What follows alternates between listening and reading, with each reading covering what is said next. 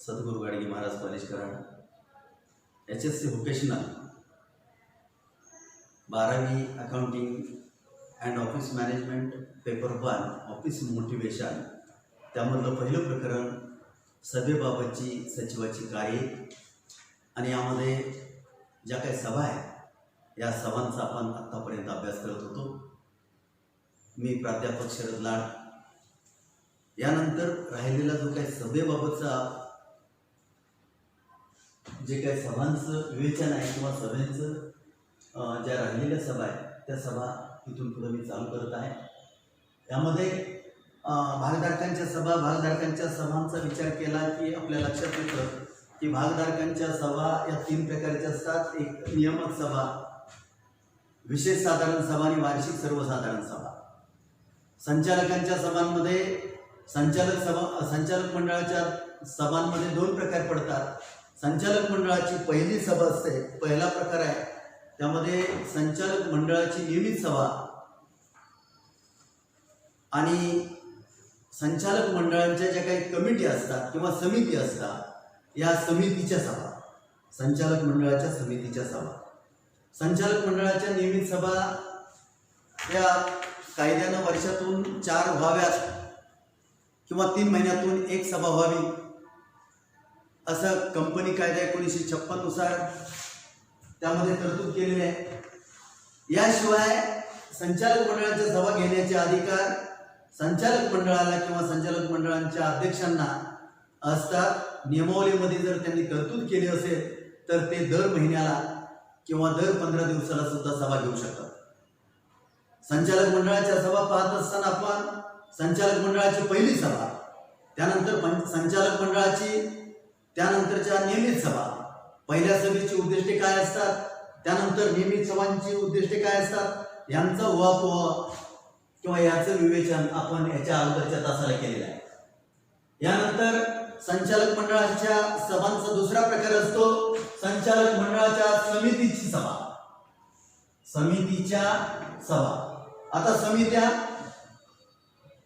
कंपनीचे काय प्रश्न असतील, समस्या असतील किंवा नियमावलीतील तरतुदीनुसार संचालक मंडळाला कंपनीच्या वेगवेगळ्या बाबी व समस्यांचा अहवाल सादर करण्यासाठी संचालकांना छोट्या छोट्या समित्या नेमण्याचा अधिकार आहे। यामध्ये संचालक मंडळ या समित्यांची सभा बोलवतो किंवा संचालक मंडळाच्या वतीनं अध्यक्ष आणि सचिव चर्चा करून या ज्या काही समित्या नेमलेल्या असतात या समित्यांची सभा निश्चित करून ती बोलवली जाते आणि पार पाडली जाते।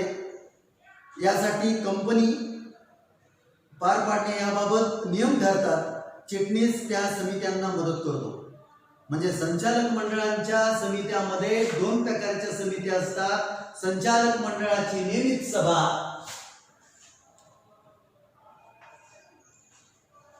संचालक मंडळांच्या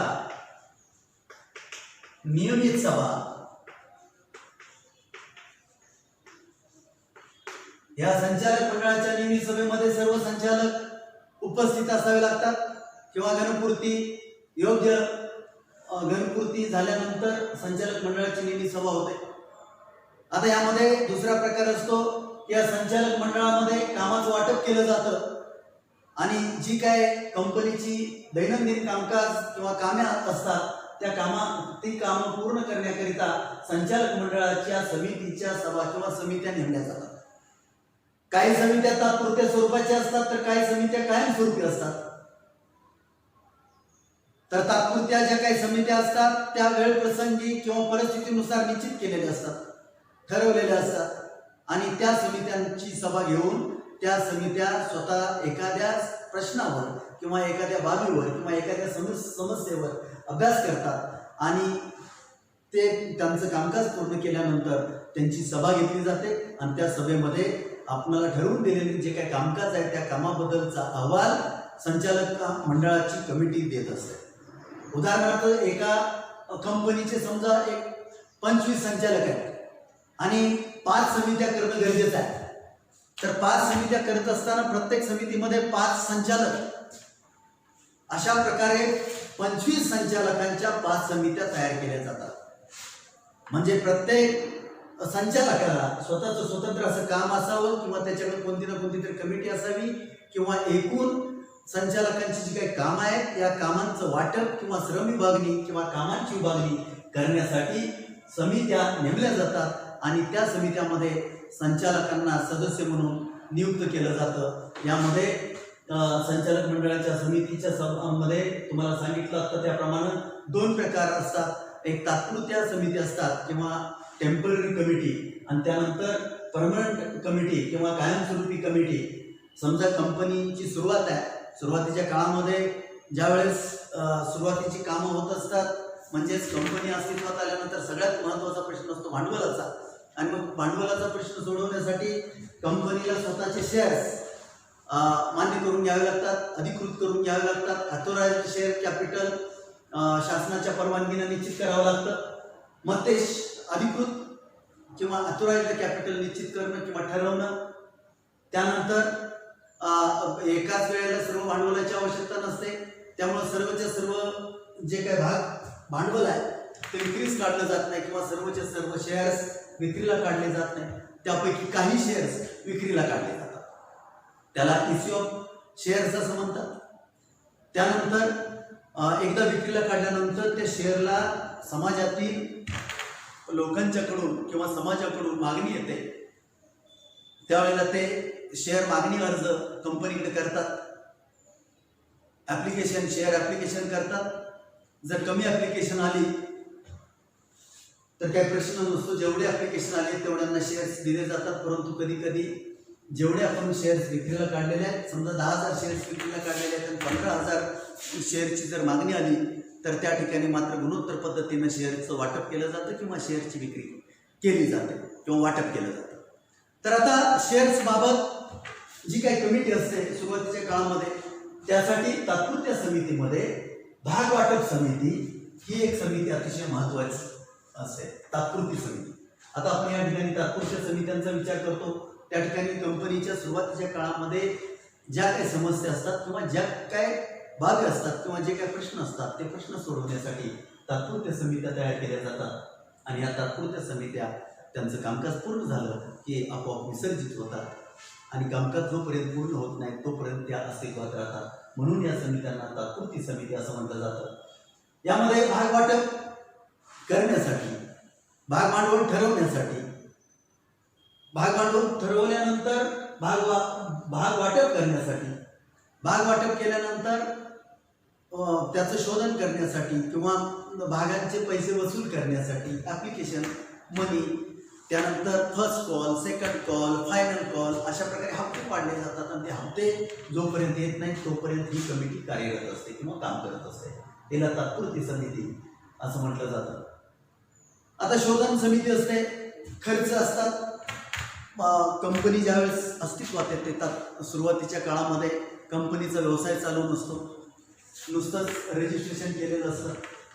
त्यानंतर बँकेत अकाउंट ओपन केलेलं असतं, शेअर्स विक्री करून भांडवल उभा केलेलं असतं. कधी कधी भांडवल उभारणी करण्यासाठी कर्ज घेतलेलं असतं.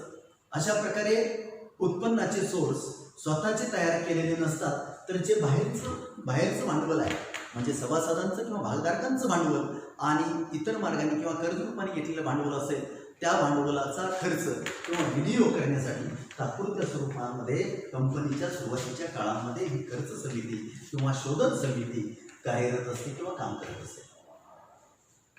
यामध्ये प्राथमिक खर्च, कारण ज्या वेळेला कंपनी अस्तित्वात येते, अस्तित्वात आल्यानंतर कंपनीला स्वतःचा व्यवसाय चालू नसतो, त्यावेळेला खर्च मात्र करावे लागत असतात. आणि मग हे खर्च करण्याची जबाबदारी ज्या कमिटीवर ठेवलेली असते किंवा कंपनीच्या उभारणी करण्याची जबाबदारी ज्या कमिटीवर ठेवलेली असते तिला शोधन कमिटी किंवा खर्च कमिटी असं म्हणतात. ही तात्पुरत्या स्वरूपाची किंवा प्रारंभिक खर्च करण्यासाठी अस्तित्वात आलेली कमिटी असते.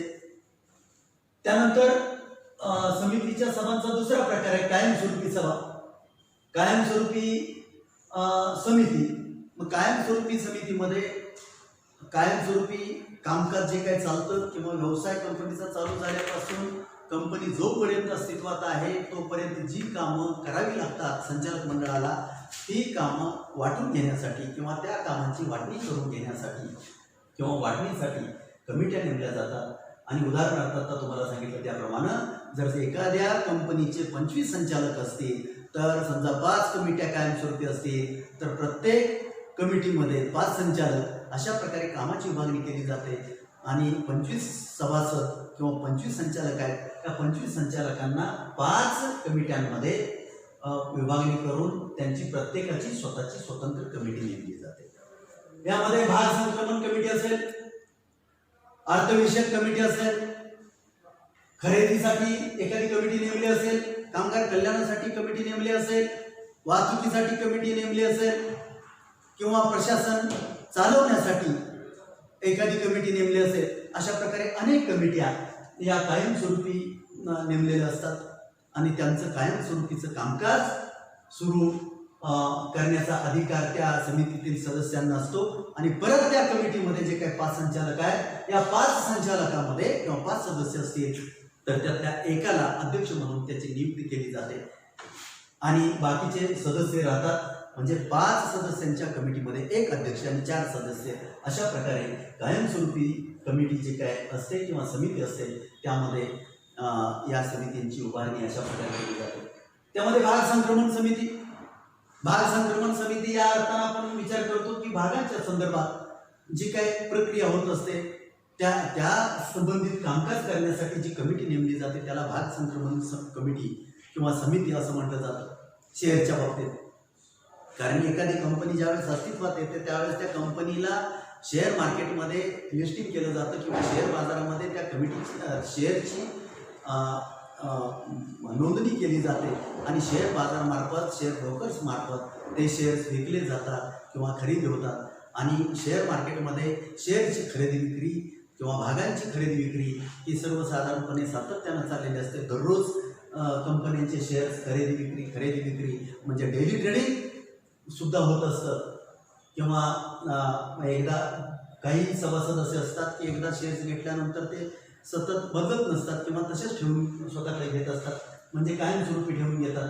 तर डेली ट्रेडिंग होतं त्यावेळेस शेअरचे जे काही मालक असतात किंवा भागधारक असतात ते भागधारक सातत्यानं बदलत असतात आणि मग त्यांच्यावर नियंत्रण ठेवण्यासाठी ही भाग संक्रमण समिती अस्तित्वात आलेली असते.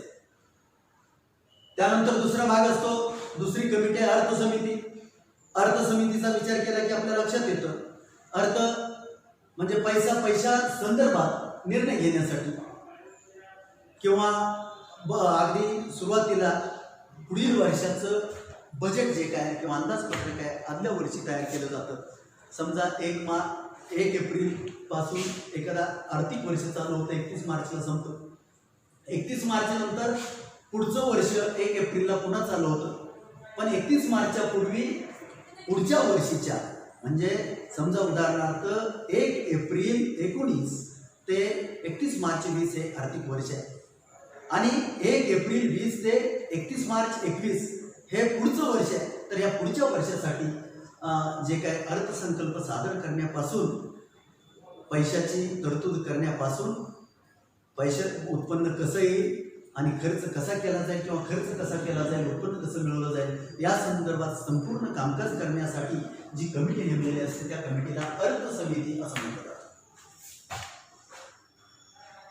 अर्थसमितीमध्ये खर्च आणि उत्पन्नाचा विचार करावा लागतो आणि त्या अनुषंगानं खर्चामध्ये काटकसर करून एकूण उत्पादनाचा खर्च कमी व्हावा. कारण आजचा काळ हा स्पर्धेचा काळ आणि स्पर्धेच्या काळामध्ये जर तुमचा उत्पादन खर्च जास्त असेल तर विक्री किंमत तुम्हाला वाढवून नफा मिळवता येत नाही. कारण बाजारपेठेमध्ये वस्तूंच्या किमती ह्या स्पर्धेत ठरतात आणि तुमच्यापेक्षा कमी किमतीला वस्तू जर बाजारपेठेत मिळत असतील तर तुम्ही नफा मिळवण्यासाठी तुमच्या आलेल्या खर्चामध्ये जर नफा वाढवला आणि किंमत वाढवली तर तुमच्या वस्तू विकल्या जाणार नाही. यासाठी काटकसर करणं किंवा खर्चावर नियंत्रण ठेवण्याची जबाबदारी या अर्थसमितीची असते आणि ही अर्थसमिती कायमस्वरूपी कामकाज करत असते किंवा कायमस्वरूपी अर्थसमितीचं कामकाज चालतं. त्यानंतर खरेदी समिती, कारण व्यवसाय सुरू झाल्यापासून खरेदी सुरुवात होते, व्यवसायाचं अस्तित्व संपुष्टात येईपर्यंत किंवा कंपनीचं आयुष्य जोपर्यंत आहे स्थापन झाल्यापासून बंद होईपर्यंत खरेदीचं कामकाज चालू राहतं. खरेदी करणं, विक्री करणं, खरेदी करणं किंवा कच्च्या मालाची खरेदी करणं, उत्पादन करणं, उत्पादित केलेला माल परत विक्री करणं, अशा प्रकारे खरेदीचं कामकाज हे कायमस्वरूपी किंवा सातत्यानं चालू राहतं. आणि हे करण्यासाठी एक कायमस्वरूपी कमिटी नेमलेली असते, तिला खरेदी समिती किंवा परचेस कमिटी असं म्हटलं जातं. आता परचेस कमिटीचं कामकाज काय, तर अगदी व्यवसायाची सुरुवात असेल तर व्यवसायाची उभारणी करत असताना सुद्धा प्रकल्प सादर करणं, प्रकल्प उभारण्यासाठी टेंडर देणं किंवा वर्तमानपत्रात जाहिरात करणं किंवा ज्या काही प्रकल्प उभारणी करणाऱ्या ज्या काही कंपन्या आहेत त्यांच्याकडून कोटेशन्स मिळवणं, कंपनीची उभारणी करणं, कंपनीची उभारणी केल्यानंतर व्यवसाय चालू करणं किंवा उत्पादन चालू करत असताना जी काय खरेदी करावी लागते, कच्च्या मालाची खरेदी असेल किंवा दैनंदिन किंवा स्पेअर पार्ट्स असतील, प्रत्यक्ष अप्रत्यक्ष खरेदी असेल, तर ही खरेदी करण्याचं कामकाज करण्यासाठी ही खरेदी समिती कार्यरत असते आणि कायमस्वरूपी असते. कारण कंपनी अस्तित्वात आल्यापासून बंद होईपर्यंत या कमिटीचे कामकाज सातत्याने चालू असते. त्यानंतर पाणी पुरवठा समिती असेल किंवा वाहतूक समिती असेल, म्हणजे प्रत्येकाचं जे काही कामकाज आहे ते कामकाज पार पाडण्यासाठी ह्या कायमस्वरूपी कमिट्या किंवा कायमस्वरूपी समिती अस्तित्वात आलेल्या असतात. कामगार कल्याणासाठी कामगार कल्याण कमिटी किंवा कामगार कल्याण करण्यासाठी किंवा कामगारांचे प्रश्न सोडवण्यासाठी ही समिती कायमस्वरूपी नेमलेली असते. तिला कामगार कल्याण समिती असंही म्हणतात. अशा प्रकारे ज्या सभा असतात, समितीच्या सभा बोलवण्याचा अधिकार संचालक मंडळाला असतो. संचालक मंडळाला असतो म्हणजे संचालक मंडळाच्या अध्यक्षाला असतो. संचालक मंडळाचा अध्यक्ष सचिवाबरोबर किंवा चिटणीसाबरोबर चर्चा करून संपूर्ण तयारी करून आणि मग चिटणीस समितीच्या सभा बोलवतो. सभा बोलवत असताना कायदेशीर बाबींचा विचार करून किंवा कायदेशीर सभा व्हावी या दृष्टिकोनातून सभेची सूचना देणं, कायद्यानुसार सभा चालवणं, सभा संघटित करणं, अशा प्रकारे जी काही कामं असतात, सभेबाबतची जी काही कामं असतात ती सचिवाला करावी लागतात. अशा प्रकारे संचालक मंडळाच्या ज्या काही 2 सभा आहेत, संचालक मंडळाच्या सभांमध्ये संचालक मंडळाची पहिली सभा अतिशय महत्त्वाची असते. त्यानंतर नियमित सभा असतात. त्यानंतर समितीच्या ज्या काही सभा असतात त्या समितीच्या सभा यांचं नियोजन अध्यक्षाच्या मदतीनं सचिवाला करावं लागतं. आणि सभा सुरू होण्यापूर्वीची कामं, सभा चालू असतानाची कामं आणि सभा संपल्यानंतरची जी काही कार्य असतात ती सचिवाला पार पाडावी लागतात. अशा प्रकारे या समित्यांचं कामकाज चालतं. आता त्यानंतर महत्त्वाचा भाग आहे, कोणतीही सभा वैध ठरण्यासाठी आवश्यक बाब. सभा कायदेशीर किंवा वैध ठरण्यासाठी आवश्यक बाब. सभा कायदेशीर ठरण्यासाठी योग्य प्रकारे बोलवणं, योग्य प्रकारे संघटित करणं आणि नियमानुसार चालवणं, अशा प्रकारचं कामकाज कायदेशीर सभा होण्यासाठी या बाबींचा या ठिकाणी विचार करावा लागतो. सभा कायदेशीर ठरण्यासाठी योग्य प्रकारे बोलवावी लागते, योग्य प्रकारे संघटित करावे लागते आणि नियमानुसार चालवावे लागते. आता यामध्ये सभा योग्य प्रकारे बोलवणे म्हणजे काय? सभा योग्य प्रकारे बोलवणे म्हणजे सभा बोलवत असताना कायदेशीर तरतुदींचं पालन करणे हा याचा महत्त्वाचा भाग आहे.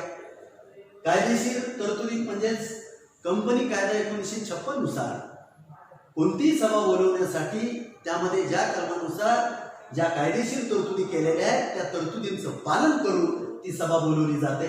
यासाठी कायदेशीर तरतुदींचं पालन करणे, कायदेशीर तरतुदींचं पालन करणे म्हणजे काय, तर सभा बोलवण्यापूर्वी कोणतीही सभा बोलवण्यापूर्वी सचिव, अध्यक्ष किंवा जे काही संचालक असतात त्या संचालक मंडळांची पहिली सभा होते आणि त्या सभेमध्ये पुढची सभा किंवा कोणत्या प्रकारची सभा बोलवायची आहे हे ठरतं.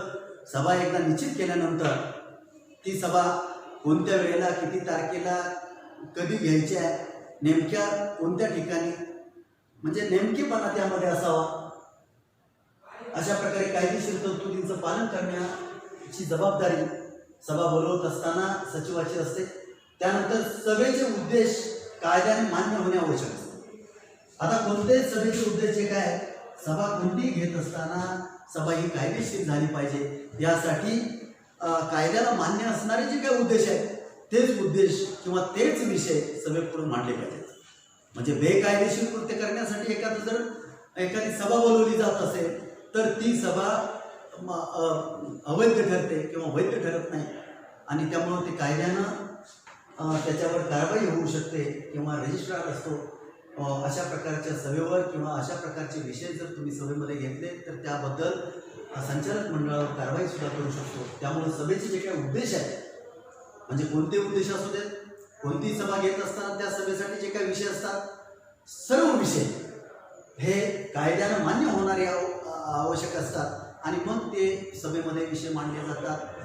सभा चालू असताना त्या विषयावर चर्चा होते. चर्चा केल्यानंतर प्रत्येकाला स्वतःचं मत व्यक्त करण्याचा अधिकार असतो.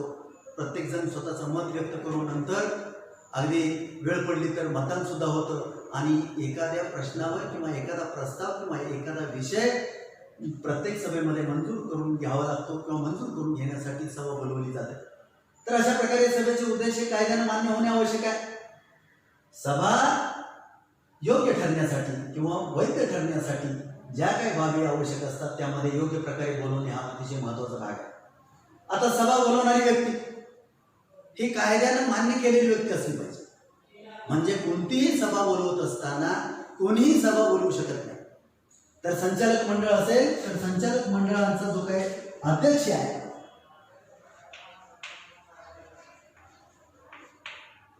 किंवा चेअरमन आहे, संचालक मंडळाचा अध्यक्ष किंवा ज्याला चेअरमन म्हणतो तो चेअरमन ही सभा बोलवू शकतो. आणि ही सभा बोलवत असताना तो सचिवाबरोबर चर्चा करतो. म्हणजे अध्यक्ष आणि सचिव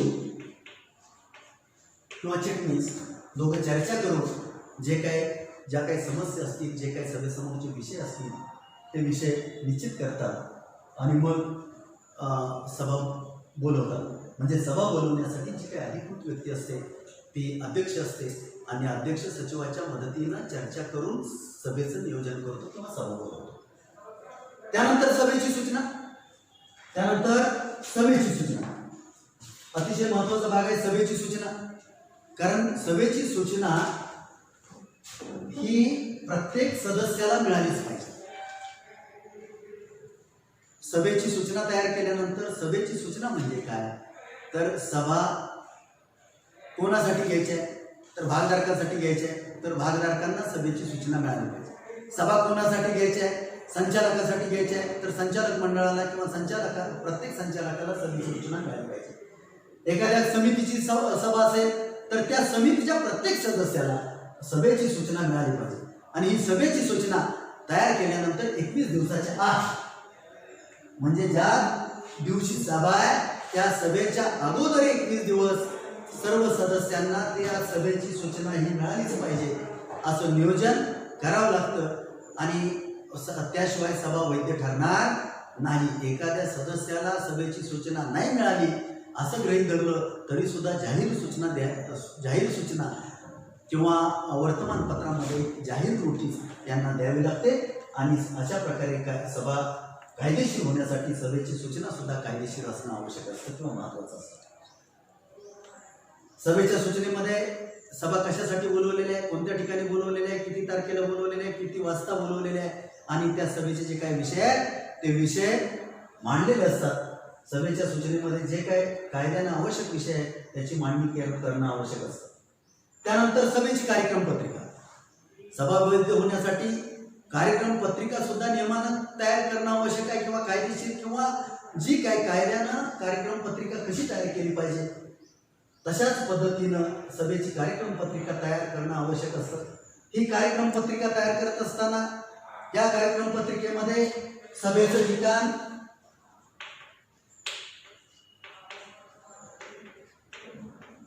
वेळ, सभेची वेळ, दिनांक किंवा वार हे यामध्ये निश्चित केलेलं असतं. सभा चालू झाल्यापासून सभा बंद होईपर्यंत किती वेळ सभा चालणार आहे याचं ढोबळ मनानं नियोजन केलेलं असतं. म्हणजे सभा सुरू झाल्यापासून सभा बंद होईपर्यंत कशा पद्धतीनं सभा होणार आहे याबाबतचं नियोजन या कार्यक्रम पत्रिकेमध्ये असतं आणि या कार्यक्रम पत्रिकेनुसारच सभा पार पाडावी लागते.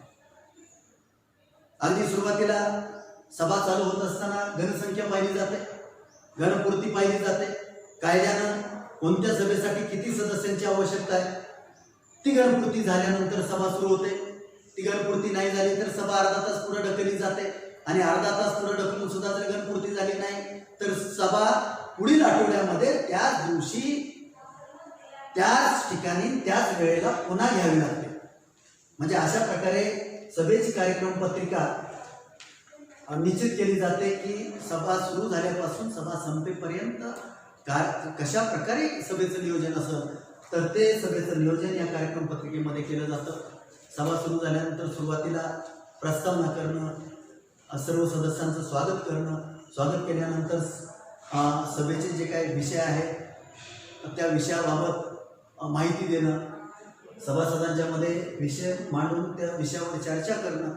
आयत्या वेळेला अध्यक्षाच्या वतीनं एखादा आयत्या वेळेला विषय आला किंवा एखाद्या सदस्याला एखादा विषय सुचला किंवा एखादी समस्या सुचली किंवा एखाद्यानं एखाद्या विषयावर हरकत घेतली तर त्या हरकतीवर चर्चा करण्यासाठी सुद्धा या कार्यक्रम पत्रिकेमध्ये वेळ द्यावा लागतो.